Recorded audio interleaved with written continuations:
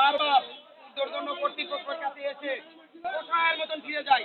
আমরা যেমন ভিক্ষুক বারবার তাদের কাছে এসে ভিক্ষা চাই, আর তারা বলে আমাদেরকে মাফ করে দাও। আমরা তাদেরকে কত মাফ করব? আমরা 31 দিন ডিউটি করি, 30 দিনের বেতন পাই, তাও ঠিক মতন আমরা বেতন পাই না। তারা উৎসব ভাতা নিয়ে থাকে, আরো অনেক ভাতা নিয়ে থাকে। তারা তো 30 দিনের ভিতরে আমাদের মনে হয় তারা 20 দিনও অফিস করে না। যদি তারা ঠিক মতন অফিস করতো তাহলে আমাদের এই সমস্যাটা থাকতো না। আমাদের আজকের দাবিটা হচ্ছে, আমরা বিভিন্ন সময় আমাদের ঊর্ধ্বতন কর্তৃপক্ষের কাছে এসে যোগাযোগ করেছি আমাদের বকেয়া বেতনের জন্য, কিন্তু বারবার শুধু আমাদেরকে আশ্বাস দেওয়া হয় আসলে 1 সপ্তাহ এবং 1 মাস বা 15 দিন। আমরা বারবার তাদেরকে সময় দিয়ে যাই।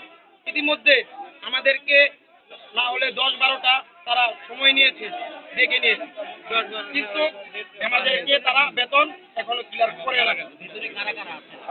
আমরা আছি প্রায় 5,900 ডিভিশন 900 প্লাস 4 ডিভিশনের ক্লিয়ার শ্রমিক। আমরা প্রধান পছন্দ করি নাই। রেল প্রশাসন আমাদেরকে পথে পথে বাধা দিচ্ছে।